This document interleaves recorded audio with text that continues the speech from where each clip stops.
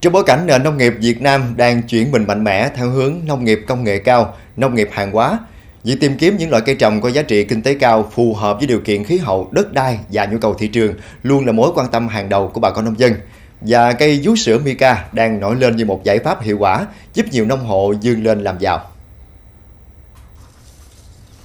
Tại xã Mỹ Tinh An, tỉnh Đồng Tháp, ngoài cây thanh long hiện nay, cây vú sữa Mica đang là lựa chọn của nhiều nông hộ. Hiện toàn xã có trên 2 hectare trồng vú sữa Mica, với thời gian canh tác từ 3 đến 4 năm, giá bán dao động từ 40.000 đến 60.000 đồng một ký, người dân thu lãi khá cao. Với nhiều ưu đãi về chất lượng, năng suất và giá cả khá ổn định, cây sinh trưởng mạnh, thích nghi tốt với điều kiện thổ nhưỡng địa phương. Tỉnh Đồng Tháp đang định hướng khuyến khích bà con trồng vú sữa Mica theo hướng hữu cơ, đồng thời tạo điều kiện hình thành các tổ hợp tác, tổ liên kết nhằm chia sẻ kinh nghiệm, thu hút thương mại và mở rộng đầu ra cho sản phẩm.